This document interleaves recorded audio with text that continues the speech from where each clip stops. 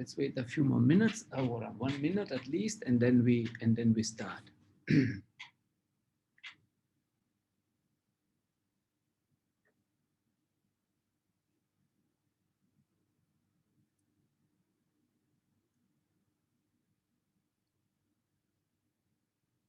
Okay, I think we waited a minute. I think we can slowly start. Okay, so good morning, everyone. Welcome to the first data breakfast of 2021. My name is Francesco Petroccione, and I'm based at UKZN. With us this morning is Farai Mazhandu. Yeah. He's the president of OneQuantum Africa, which is an organization that is trying to promote quantum technology worldwide, he's leading the efforts for the whole of Africa.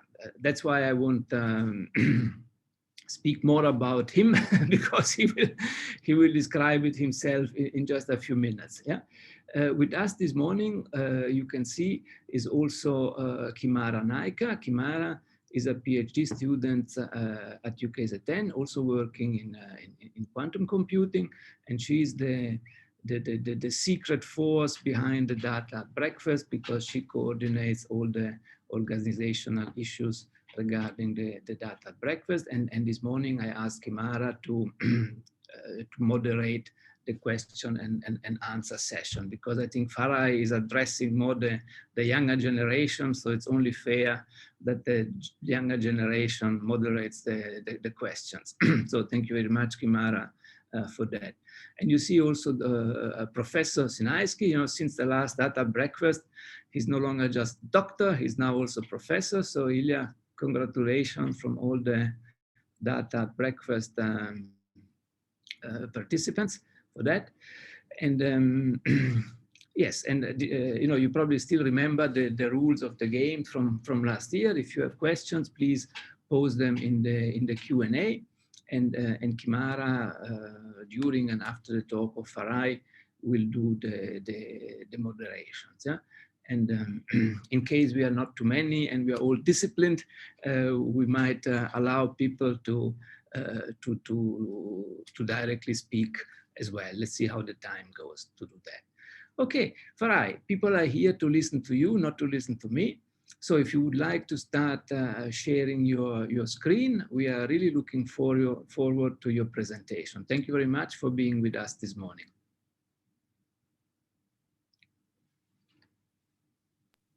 Thank you very much, Prof, for the kind introduction and for inviting me to this platform.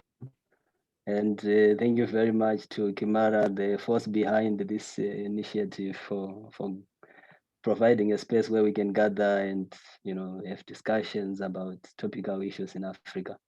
It's my pleasure to be here, and I hope to drive the quantum tech conversation and to be able to at least get us started on some of the things we have to think about and look at how we want to place Africa in this quantum revolution.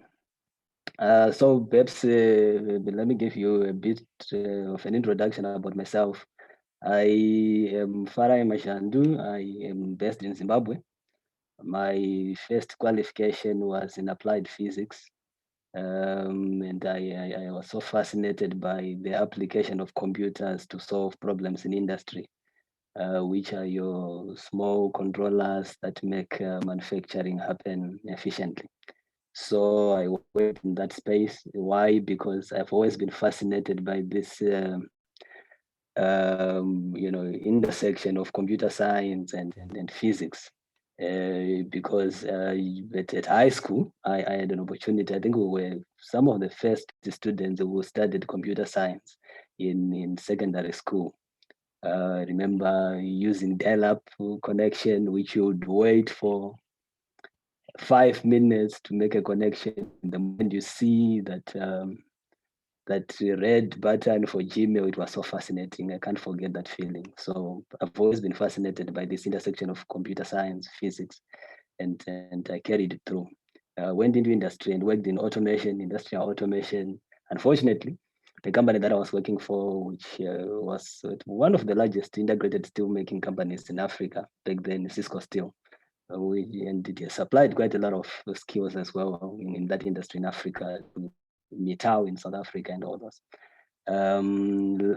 Then I was without a job. I had to think about what to do and went into teaching because I didn't enjoy learning physics during my time. I think there was something that was not right. It was more of a subject for capable people, and you just needed to be smart to understand it. There wasn't any effort that was being made to simplify the subject.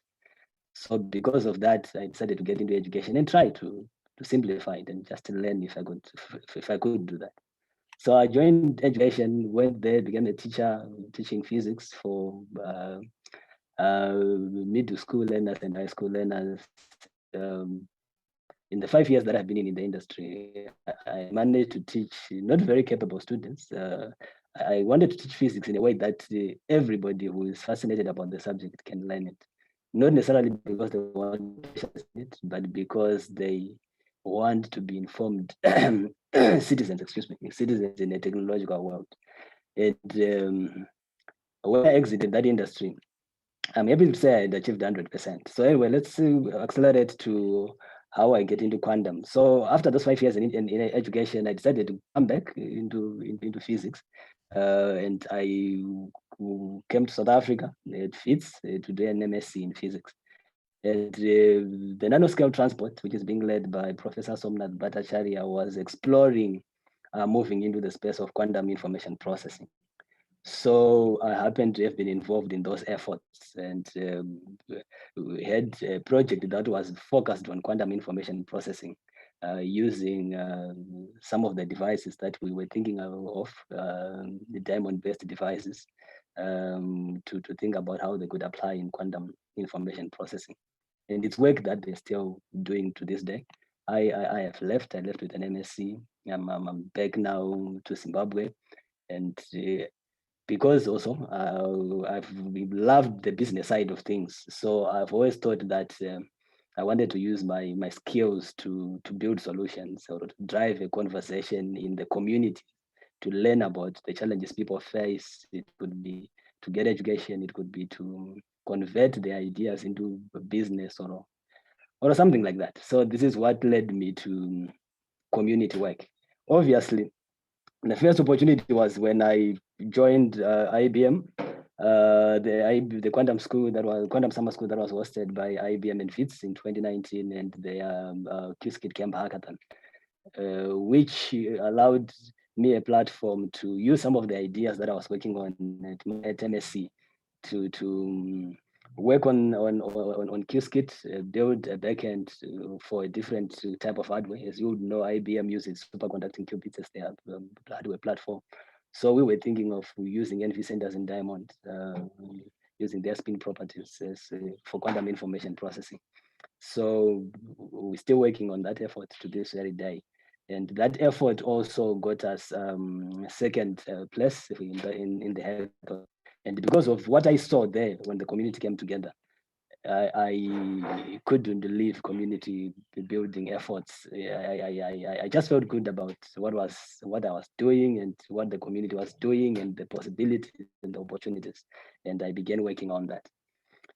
So yeah, for that long summary of who I am, I'm here today to talk about quantum tech in Africa, because I also happen to work in data gathering and provision at Interference Advisors, where we look at the whole ecosystem, quantum tech ecosystem globally, and try to make a difference between hype and reality, and say, what is the data telling us? Where are we? What has to happen? Are all the ingredients that are necessary for quantum technology to succeed coming into place? Where are the gaps? And we have this conversation with entrepreneurs, with people in academia, with government agencies, with startups, with investors, to try and just make sure we push this field forward.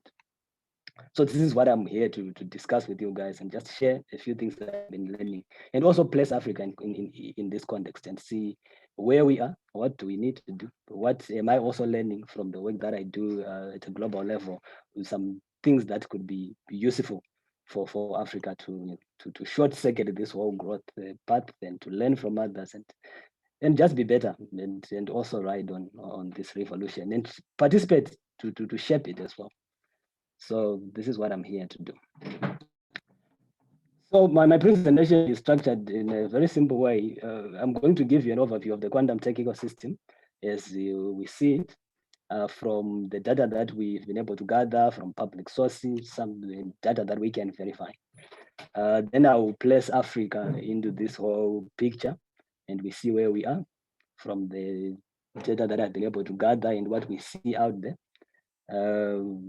Then we are also going to look at my efforts to lead the efforts to build quantum community in Africa, and why I think that is a necessary ingredient if we are going to be, if we're going to be placing Africa appropriately in this revolution, to allow Africa to also shape this revolution and take advantage of the technologies that are being produced, and solve problems that are important to us.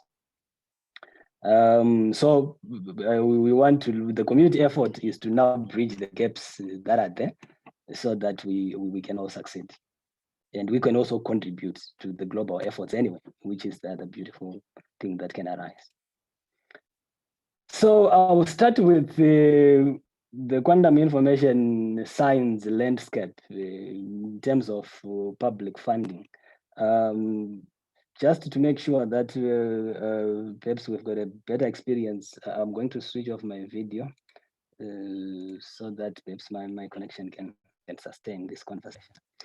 So when we look at the quantum information science public funding investment landscape, so this is more funding that comes from government agencies, and most of it goes into research. But we're also seeing a lot of that money now going into building consortiums, building centers, and there's a lot of money also coming from the government agencies, defense and security, to do projects like what you've seen happening with the EU. It has got separate, excuse me, it has got separate projects that are dedicated on the different parts of the quantum tech ecosystem.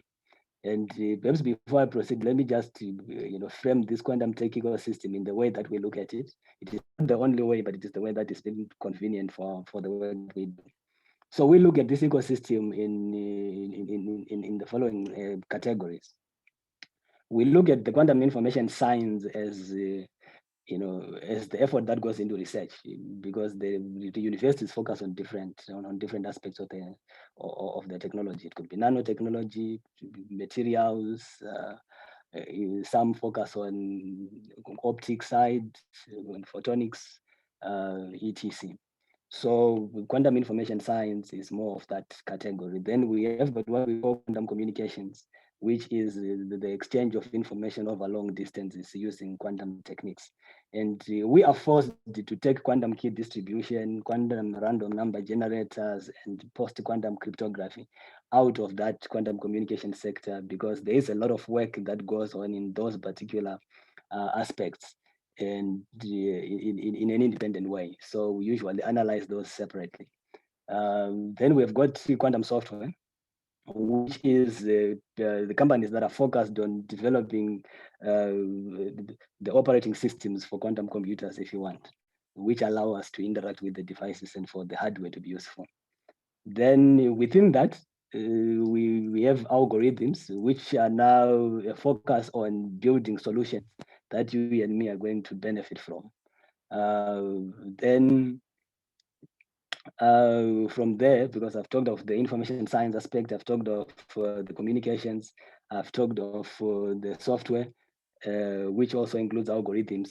Then there is, I've talked of the software, so there's the hardware, obviously, which is what gives us the capabilities to do whatever we want to achieve. So coming back here to the government investments we see in the ecosystem, in 2016, you realize that we saw only 2 billion around, these approximate figures, around $2 billion US dollars coming into the ecosystem to build a foundation, which we all are now enjoying today. And this data is obviously skewed by this investment of 10 billion that was pledged by China in 2017. And for sure, if you follow what the Chinese are doing internally, you will see a lot of progress is being recorded because of this huge investment. However, in 2018, things cooled off a bit. We went back to your usual levels of 2 billion. And that trend has been, we've seen rising investments into the ecosystem over the years. To just unpack what has been happening. So in 2016, with the money that we see there represents investments that came from the EU. That is when the EU Quantum Tech Flagship project started. We don't have anything serious that has been happening in the US. The US was missing in action during that time. And we saw the investments that are reflected in 2016 represent mainly China. It had small investments, UK and the EU. Then in 2017, like I mentioned, China led with an investment pledge of 10 billion. So it dwarfed everything else that everybody had invested into that space. And some of the big contributors as well into the ecosystem have been the UK. So the UK has been involved in building a foundation for quantum tech for a long time. And the US is still missing in action. It wasn't really doing so much in terms of something visible or making huge pledges into quantum tech. And we'll see what this does as we proceed. So Germany also entered the fray in 2017 as well. Then when you look in 2018, Germany, that is when Germany pledged around 767 million US dollars. So Germany was the leader in terms of the amount of money that came into the ecosystem that year. And we see the US also, excuse me, bringing a bit of investment into the space. China and the EU kept on adding money into the field. And then in 2019, and the UK also added more investment into the ecosystem. And for 2020, we had many countries now coming into it, and you have Germany, you have India, you have Russia, you have the Netherlands, you have Israel, and that is when the United States brought in an investment of 1.2 billion into the ecosystem because they realized that they were being left out of how things were unfolding. Interestingly, when we look at this trend just for January this year, you realize that I decided to compare what had been happening over the years just in January to see if ever there's anything that we can take away from there. You'll see that in January 2018, we can only track and verify 725 million being invested into quantum tech. When you look at what has happened this year already, obviously that is being led by France. France has pledged around 2 billion already this year. It's been the big contributor to what we see in January of 2021. So a lot of funding comes in there. The United States is sustaining the investments into the ecosystem with 710 million pledged under the National Quantum Initiative budget. Germany is also, you would know, building a Munich Quantum Valley and doing, I think they want to set up a quantum computer in Germany. They're working with IQM and also working with IBM to achieve that. And we have seen 362 million that we can track and verify coming into the ecosystem. So a lot of work being done by governments. Some of the issues I should raise, some of the aspects of quantum are sensitive because it has some security aspects to it. So countries are not generous with the amount of investments they make. For example, Russia, you wouldn't see it featuring so much because we are not aware of a lot of developments in their space. Of course, we've got some Russian colleagues, but the data is difficult to come by. And for China, it has only been the 10 billion that we know from 2017. But obviously, there is a lot more that is happening there. As we see that from the kind of conversations, the kind of research outputs, startups that are coming up, also beginning to attract some funding in some private funding as well, and also being sustained by government funding too. So Africa is missing in action, because when I look at the investments that have been made into the ecosystem through, like, I look at the database from NRIF, Innovation Fund, for South Africa in particular, and for other nations, we don't have specific figures of how much money has been focused on quantum technologies alone, because when you look at nanotechnologies broad, and some of the applications are not only restricted to quantum. So it's difficult to track and verify, and we will be open to learn more about the kind of investments African governments are making, if any. However, perhaps through efforts from research, you see that there is a lot that is happening in Africa. It's not so much publicized, we don't talk about it so much, but we need to learn to do that, and that is the reason why I also think we need a community, we need to have one voice, we need to promote work that is being done in Africa on this front. It also helps to drive investment and attract funding into the space, because there will be tangible results and tangible developments to ride upon and to sell from. Now looking at the quantum tech startup view, this is what we had captured by June 2020. You see that a lot of the startups that we can track and verify are based in the United States for obvious reasons. It's easy to raise capital there, there is risk capital, as they call it.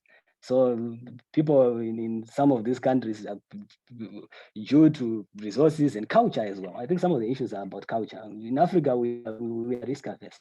And I will say this because of the kind of conversations I have with investors in Africa, just in general, you realize that they want to support surefire ideas, of which entrepreneurship is never, you're never sure of what exactly is going to be the outcome. Are you going to, are you going to be the next, Amazon or not?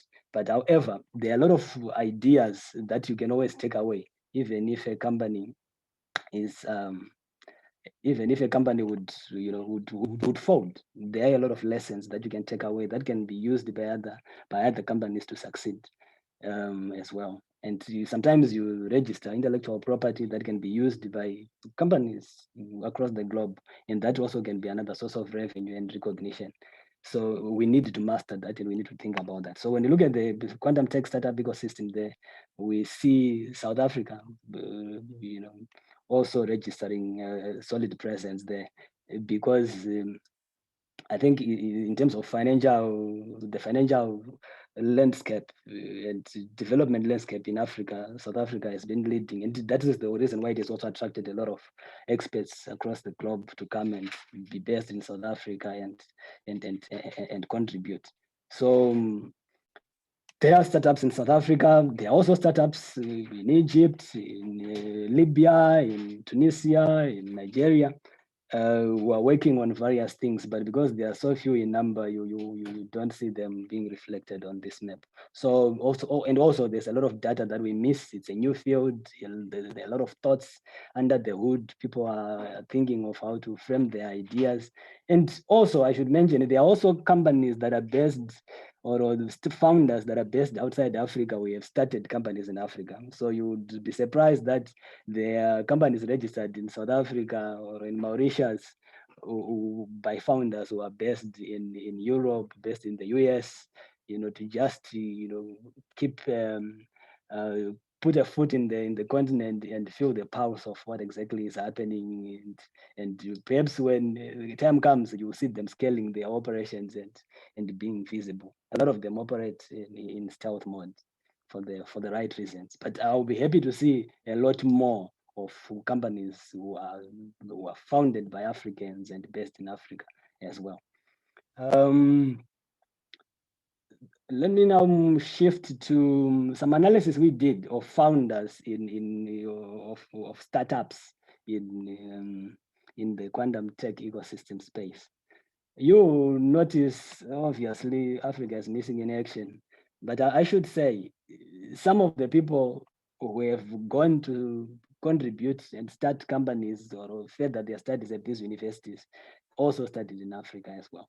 So it's not like we are not doing much or we are not represented.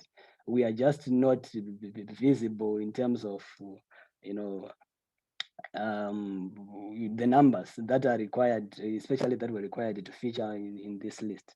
But the efforts that have been done at UKZN, Stellenbosch, University of Leeds, UCT, University of Lagos, Makerere, and many other places. There are small pockets of success that we see. There are people who have moved from those universities, went on, became part of those leading universities, and they've been able to be part of some of these stories and are represented in this statistic in one form or another.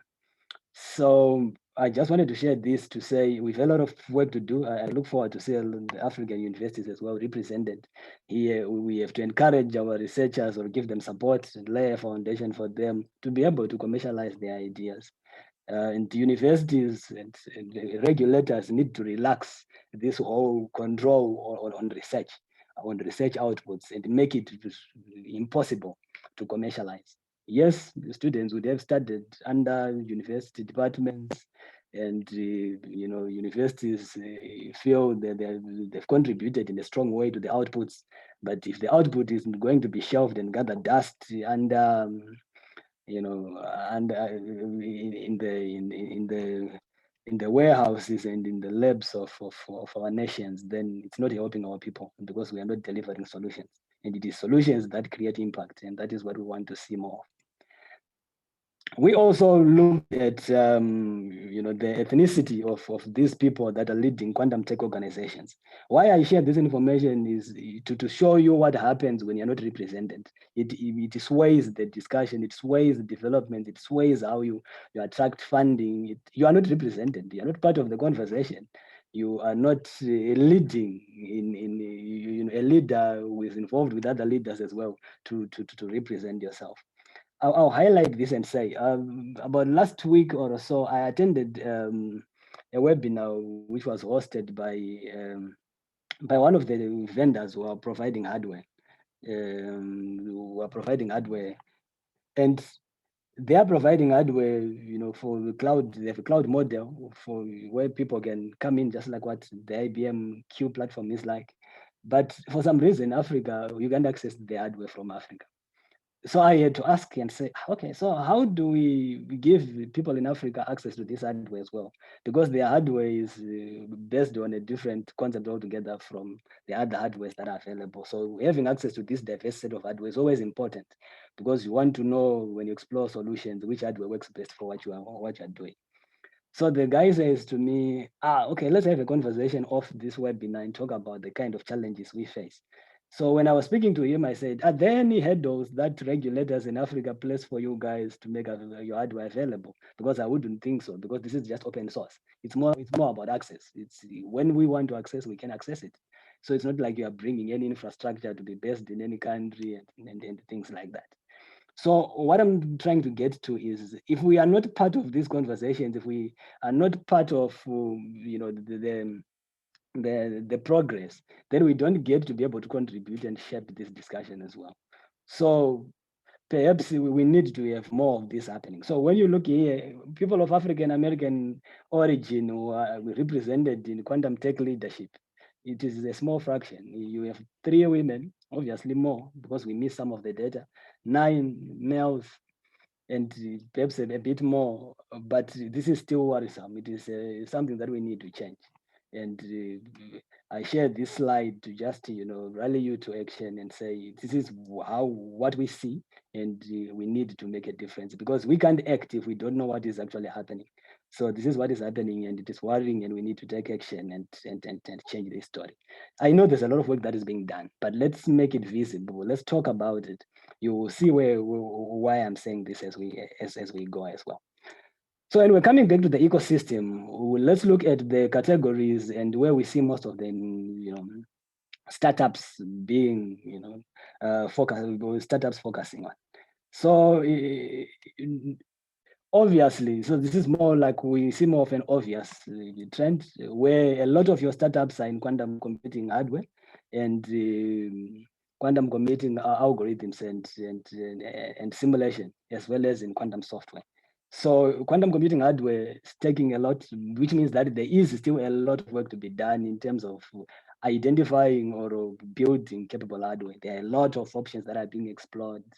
Superconducting qubits, NV centers in diamond, trapped ions, optics, photonics, and neutral atoms, and many others. So, there is a lot of effort that is being done because anybody who thinks of an idea has an opportunity of filling the gap, bringing in their expertise and hardware, and trying it out. You never know what works. So that field is still pretty open. Yes, we have seen there are vendors who are already well established. You don't have challenges in terms of access to capital. We've got deep pockets who are also making investments in hardware strongly. But in this case, I just wanted to look at the startups, and startups being the companies that lack all the other aspects like the deep pockets and to really do research in unlimited ways. But these are companies that are small, that need support either from government or from a university in order to see the light of day. And eventually end up attracting angel funding and funding from venture capitalists and all other mechanisms of financial support. So when you look at this trend, it hasn't been changing much. We're still seeing investments going a lot into hardware, algorithm simulation software. So there is a lot of work to be done there. And I highlight this because it shows you where the opportunities are and where other people see gaps. So it's up to us to analyze this and say, where do we want to play? What is our competitive advantage? So we have got a very strong foundation in education in Africa.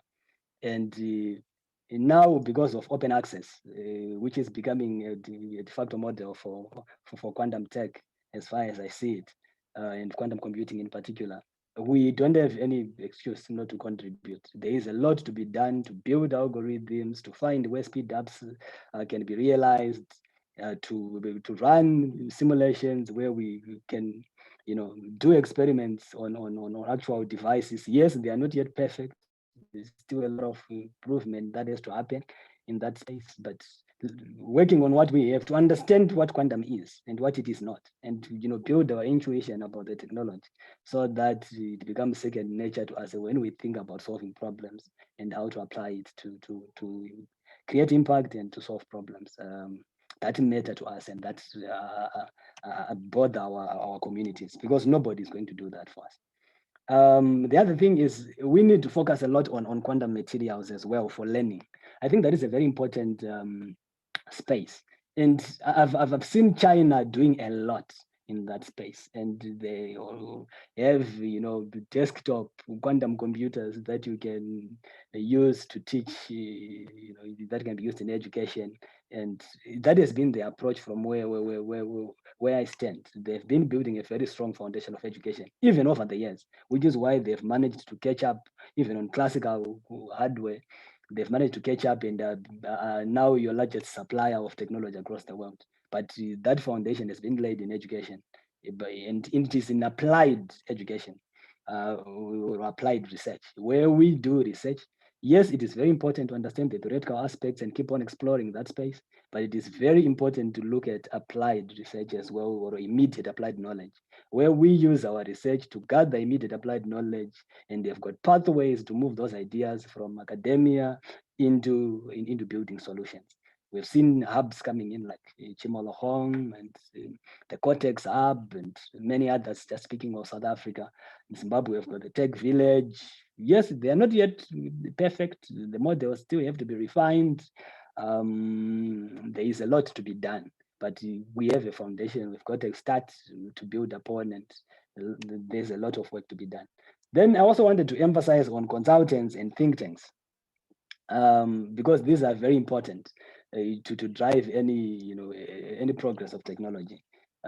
So consultants help us to understand what is happening and what is not happening. So they push this conversation with your business community, with your regulators, to unpack some of the issues that are complicated. So quantum, by its very nature, is a bit sophisticated and needs that kind of an effort. So we need to come together, especially under the hubs and think tanks. And like you noticed, as I highlighted earlier, some of the funding, a significant amount of funding from governments that I've been talking about, is going into building these valleys, these hubs, these innovation centers. It's because it's important to push the conversation forward. It's important to gather people from different aspects of society, so that you begin to do things right from the start. Just like the way we are looking at ethics now in technology, the way we are looking at privacy, all those are conversations that should have been happening years back, and we would have been able to shape the technology that we have today in a proper way. So we need to do this for quantum. We have got another opportunity to do things right from the start. Looking at what investments reflect as they come into the quantum tech investment ecosystem, you would see that a lot of funding is still going into quantum hardware, and it is for the obvious reasons that we don't have hardware that is a winner at the moment. We are exploring different options, so there are a variety of options that are being considered, and we need a lot more investment in that space. And I'm happy that we are seeing a lot of investment coming into quantum hardware and quantum software, and that is to sustain the growth of the industry, and that is healthy, because those are the critical ingredients of the solutions that we want to build.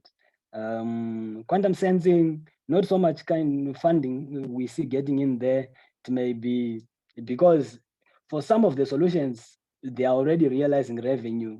It's a proven technology, which is, which doesn't need a lot of support to grow. But still, there is some funding that is still getting into that space. And quantum communications as well. It could be for quantum communications, we miss a lot of the funding because, like I said, it's a sensitive security space. So companies don't release data about who are the investors and how much money are they putting into it.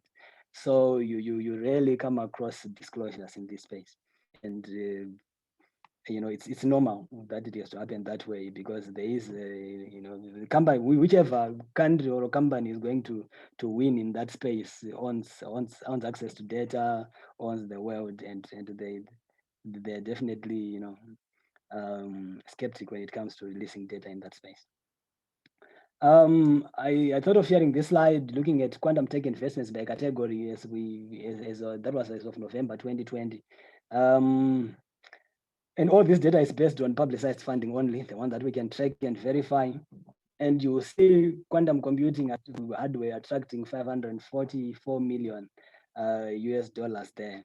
And the total of investment that we could track and verify in 2020 is just shy of 1.3 billion. And great stuff that we see. The quantum information science is also well represented. It is a very strong foundation for the technology to succeed. So this is the funding that I alluded to earlier, goes into research, into building a strong foundation, because we have to keep on understanding the physics. We have to keep on improving the efficiency of the devices that we already have, and all that effort. So it goes into quantum information science. Your algorithms are showing a healthy showing a healthy presentation there with 339 million US dollars attracted into startups, into startups in that space. So we're building solutions, and that is the great thing about it. And like I said, software, which is your foundation, which gives us access to the hardware, is also being well supported. Then there is this slide, interesting one, which shows us the quantum tech private funding by category as of, like, this is only for January 2021.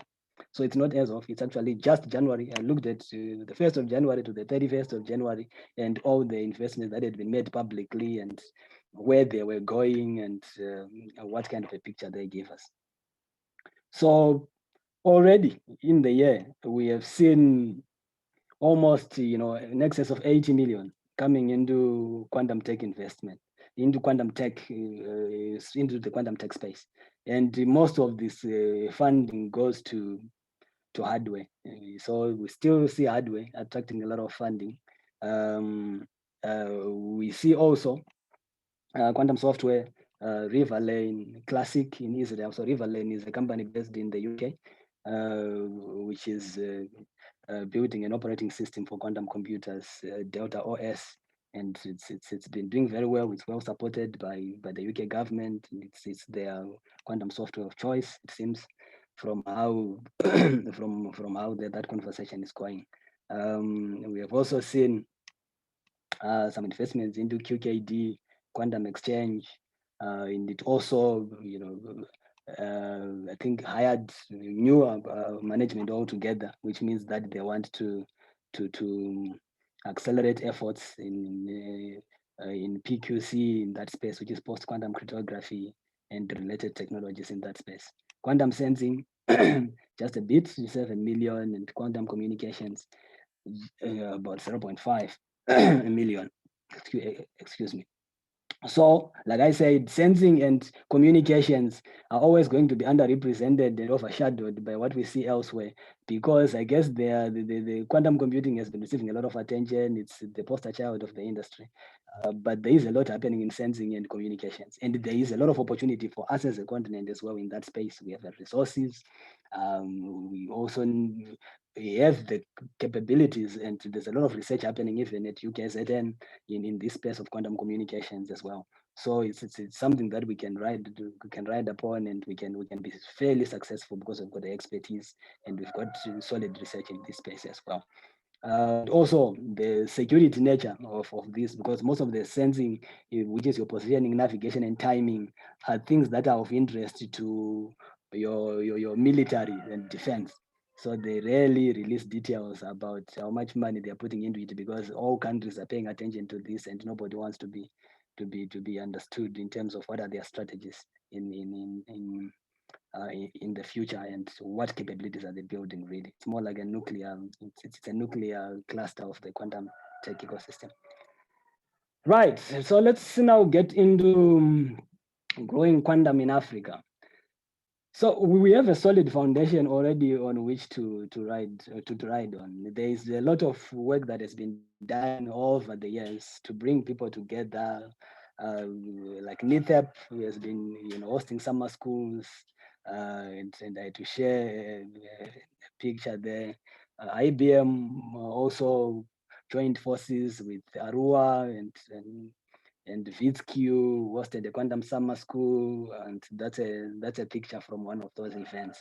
So this has started the conversation about quantum technologies and about quantum computing, and we need to sustain it. And all this effort has shown us what is possible when we come together. And for those who have attended these events, I've been able to attend the quantum computing one. I know I was so pleased to see a lot of people were excited and working on amazing things, and some very smart people are working on amazing things from across the continent, who could, and having a discussion with them, having an opportunity to talk to them was so gratifying, and I learned a lot, and I began to see the kind of I began to see the gaps, the things that we miss when we don't come together and to work together and collaborate and exchange knowledge about what is happening across the continent, in the different labs, in the different communities, and in the different hubs, and what other people are thinking. Because you always have got a challenge that you end up reinventing the wheel when you don't exchange and collaborate. You struggle for a long time trying things excuse me, other people have mastered, of which that stalls progress. It doesn't benefit society in any way. So we need to ride on what other people have been able to do, to come together and share and say, this is where we are. What do you think we can do, and how do we take this conversation forward? So I just thought I could look at Africa, a bird's eye view of Africa and the success stories to build upon.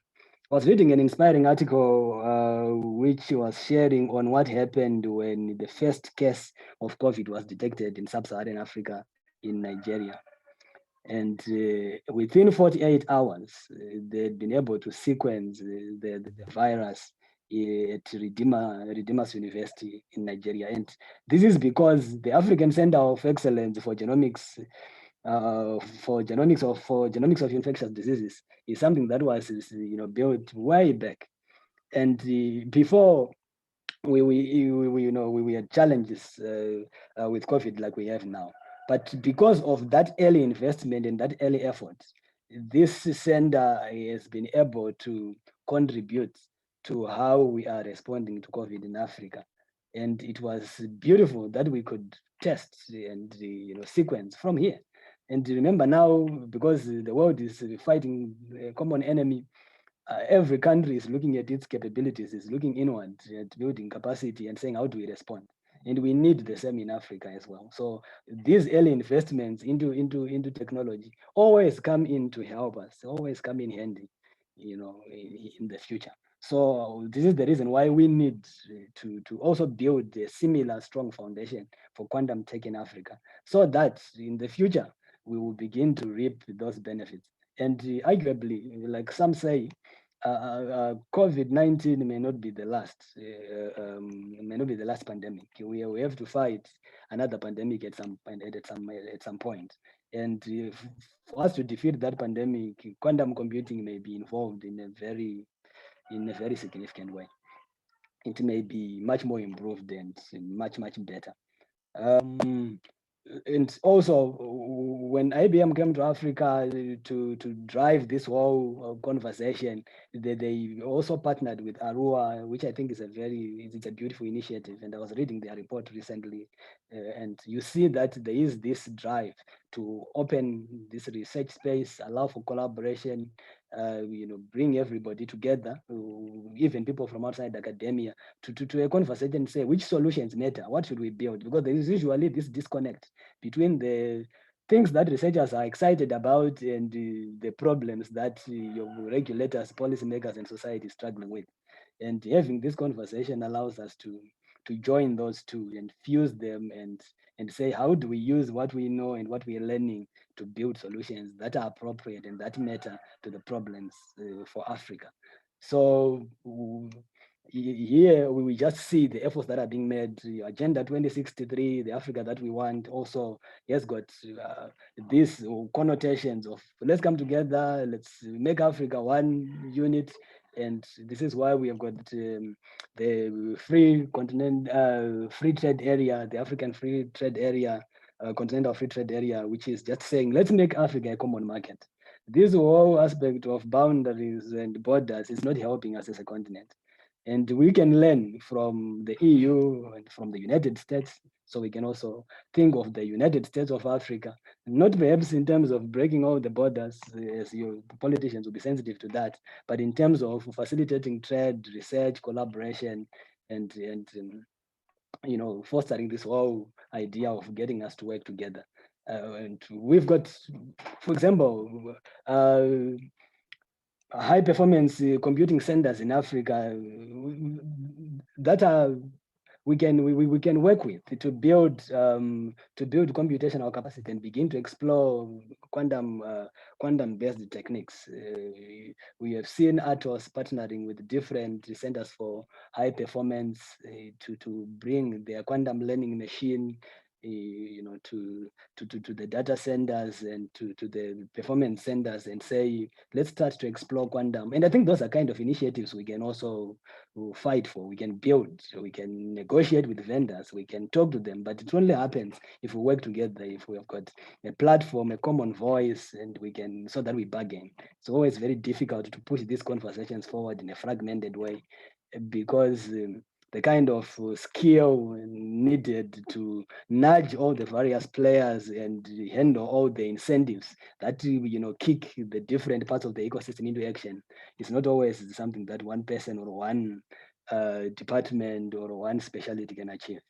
Morocco building the largest solar power station made of solar concentrators in the world. So all this is showing you that we have a strong foundation in Africa of doing big projects. Because sometimes I get a question of, we have not even solved some of the simple problems we have in Africa. Why do you think we should pay attention to quantum? It's far out there. Then you are saying, do you want us to keep on creating these gaps? What is the best strategy? The best strategy is obviously when you're in a hole, you stop digging. So when we are only going to focus on past technology and past imbalances and the past challenges to catch up in the past, it's not a good strategy, because you're also creating a gap. Other people are leaving you behind, so you're always going to be trailing. So it's better to have a two-pronged strategy where we use the lessons of how we missed the past revolutions and the past technological, unfolding of the past of classical technology in this case, and apply them to make sure that we don't get left behind on the quantum tech front as well.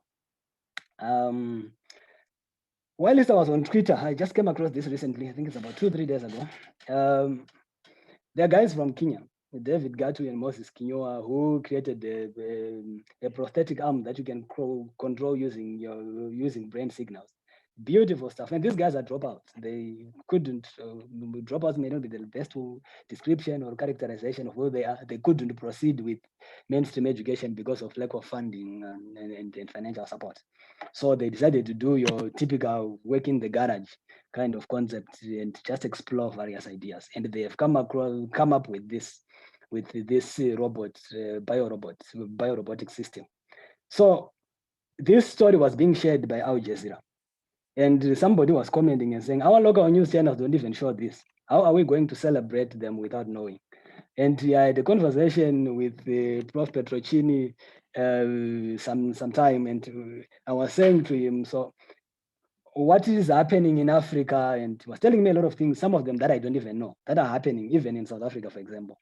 Then I came to this conclusion that no, we don't talk about these things. We don't have a platform where we showcase developments that happen in Africa and where we create African heroes, because our young generation is going to be inspired when it sees people in Africa who are also achieving, who are also capable, and who can prove that it can be done.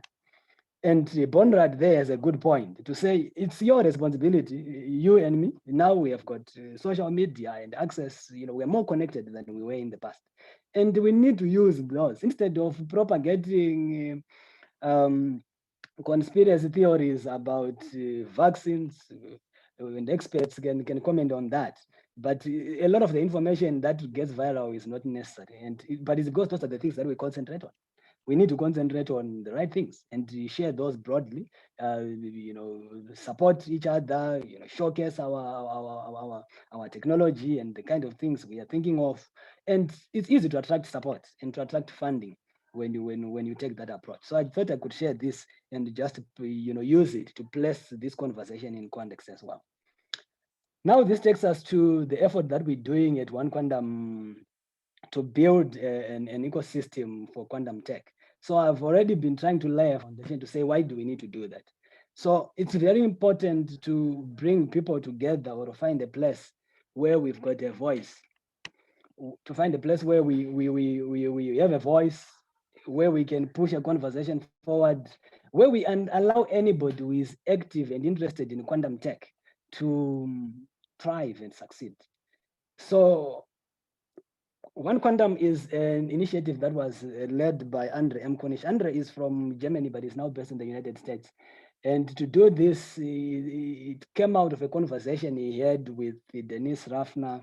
Denise was formerly at IBM, went to CQC, and now works at IonQ, one of the largest hardware companies working on trapped ions based in the United States. So the idea was, we know we have got fragmented conversations in the ecosystem, but we are not going to succeed, in a fair and profitable way for everyone. Why don't we bring the resources that we have gathered during our time? For example, Andre has been in deep tech for a long time and in the investment space as well. So he wanted to bring the resources that he has in terms of digital assets, in terms of knowledge, in terms of networks, to people who want to use them. And Denise was also using a background in business development and realized the gaps that were there in quantum and say, let's bring these resources together, put them somewhere and allow people to access them, because if knowledge is not shared, it is not useful. And for those of you who are experts here, you would agree with me that when people come forward and ask you questions and give you an opportunity to share your knowledge, it's always something that you enjoy as well. Because after all is said and done, we will get to leave this earth. And what you want to do is to say, what I have learned, I have an opportunity of sharing. So this is how we built OneQuantum. So I've been part of the global effort when it was starting, and now I'm leading efforts to build a quantum community in Africa, and say we can't have Africa, lagging behind for the reasons that I've already highlighted. I've been part of a community myself. I couldn't be talking about quantum today if it wasn't about the community that I joined through QSkits, and also led me to these other opportunities to build a community at a global level, like I'm sharing today. Even learn more about the ecosystem. I don't think I would have been noticed, people would have known about me if we didn't have a community. And if IBM didn't come in and introduce this whole community aspect, at least that's how I learned about it. There could have been other communities as well, and I'll agree with you. And I think you would also agree with me that you would tell the similar story in terms of what has been happening there.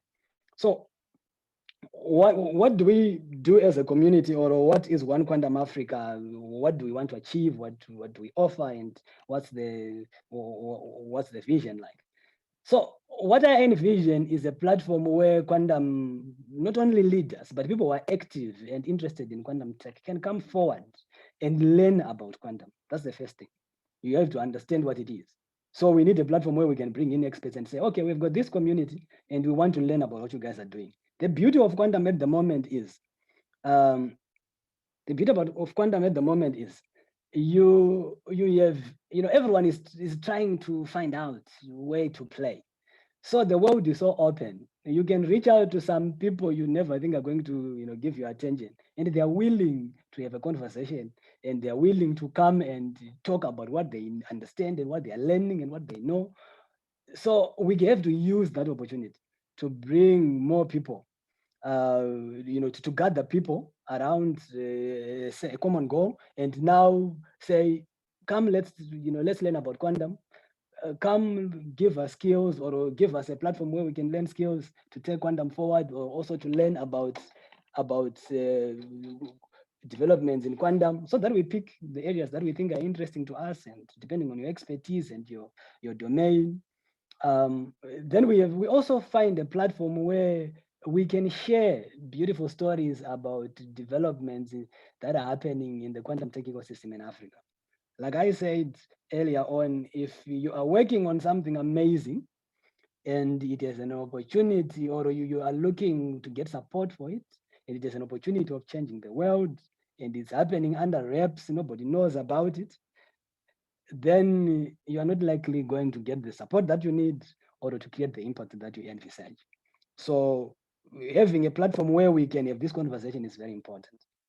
And also to influence policy. You can't influence policy if you are speaking alone, because it seems as if you have got, it's self-interest. But when we come together and we, put all our ideas together and we say, this is what we want.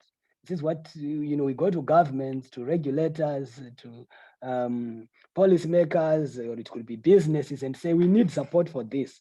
And if you are not going to take part in this revolution, this is the kind of impact it's going to have on your business model, or on your business in the long term. This is how your competitors may win if you're not going to master this end of things. Last week, we had a presentation from Professor Petrocini to just also share with us how he thinks we can take this conversation forward. And one of the things he highlighted was when he has conversations with the private people from the private sector, he's always trying to tell them what happens if they stay behind. Because another company that is offering the same product and service as you, masters a simple technique, which is perhaps in this case quantum related, or it gives them an advantage in this quantum, or is based on quantum. They are going to leapfrog you. They are going to get the market, and by the time you respond, it will be expensive to catch up, and really, really difficult. And sometimes you won't even manage. So we want to create a community platform which allows everyone to learn and to get skills, and also get connected to a global community in quantum. So that networks are very important for anything in life, and I can't emphasize that enough. We need networks. I'm where I am because of the people that I know. You are where you are because of the people that you know, not because they favor you, but because they know you, they know what you are working on, they know your strengths, and they know your capabilities. So let's join hands and move quantum forward in Africa. And these are the kind of meetings that we hosted, OneQuantum Africa, to just bring people together. We've got Maria there. She joined us last year. We had a beautiful session on quantum machine learning and what it is and what it is not. People enjoyed that. Those are some of the, the regalia that I took away from the events that we host every now and then. You can learn more about our efforts at OneQuantum. www.onequantum.org/Africa. You can contact me on that email, farai@estrapadas.com. We have got a newsletter that we release every week. We try to capture a lot of developments from Africa and the world that we think are important for people to know. We have also curated some data which you can use for free to understand the ecosystem, to ground your research, to do your presentations on QISdata.com. And if there's anything that you need, or any slide that you need, you can always let me know and we can figure out how to make that happen. And you can find me on the different social media platforms to, discuss this, to showcase what we're working on, and to just push this conversation forward. Thank you very much for this opportunity, and I hope I've been able to start a conversation. That is the best thing that I wanted to achieve. Yeah, thank you very much, Farai, for the very exciting talk and for motivating us to do more in quantum technology on the continent. I'm aware of the time and that the historical reason that at breakfast happens early in the morning is to allow the participants to go on with their daily job after the talk. So, Kimara, will you please guide us through a few quick questions, because I'm a little bit worried about the time, and I see already some of our participants have already left. But I saw there are some interesting questions that we can ask Farai to quickly answer. Thank you, Kimara. Yeah, sure. So, okay, we can do a few questions. So, Farai, the first one is, what benefits do you see from quantum information processing and data science, either academically or in the industry? What benefits do I see, academical or in industry? So, any new technology always introduces a leap in some way. So let me use an example of what happened when humans used to walk on foot. And when we had an invention of a bicycle, that produced a huge shift in how we travel. And I can't even talk of what happens when you look at the aeroplane as well. So in terms of, I think I see a lot, for example, understanding science as it would be, because there are a lot of limitations when you look at research that is being done in solid state physics, condensed matter. There are a lot of things that we can't understand, because for us to replicate them in the lab is very difficult. The kind of infrastructure we need is very expensive. But if we can find a simulation platform where those experiments can happen, that's beautiful, and it pushes the science forward. It makes us understand a lot of things about nature. It could be quantum gravity, it could be in astronomy or astrophysics, it could be high energy physics. So it could be creating new materials, really. Like in Africa, we've got challenges. We have to be self-sufficient in terms of food. Fertilizer manufacturing is very expensive a process, and figuring out how to do it effectively and efficiently is something that is closer home. Land use optimization in Africa is a big deal. How do we make use of all the vast land that we have? So you need to be able to have a platform where you factor in all those variables, play around with the optimizations, and allow us to make the right decisions at policy level and allocate our resources appropriately. So at a high level, I think those are the two things that I'll quickly pick on. Obviously, it's a very long conversation, so I'll give a long answer. I don't know.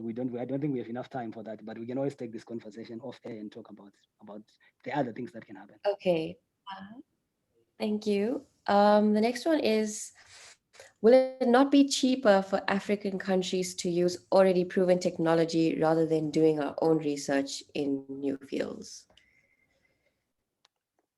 Very true. This is why I said it's two-pronged. You are going to be looking at the technology that we that has been there before, that we have mastered and use it. So we are not saying people should shift totally to quantum. No, we are saying let's pay attention to what is happening there. Let's use enhancements that are made available by the technology, by that technology, quantum technology, to build upon.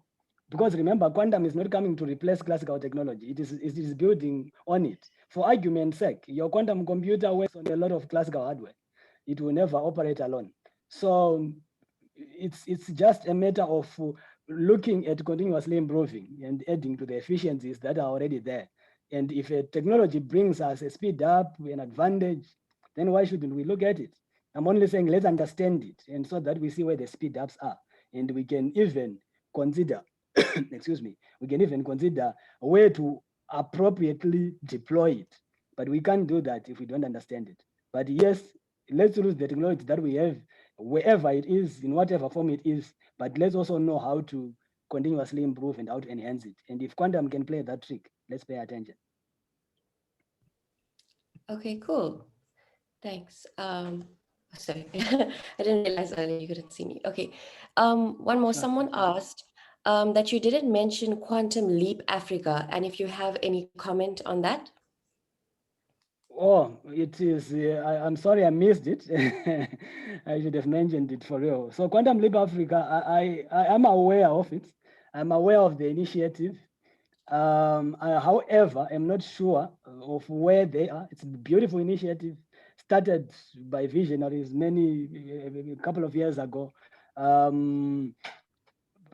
We are engaging them to find out what they are working on and what they are learning, and we'll be happy to hear from them as well. As far as I'm concerned, I haven't learned much about the work that they're doing, but I think they were built on a very strong foundation, a very positive. They were going in a positive direction in terms of this whole taking advantage of developments in quantum and trying to make them available to Africa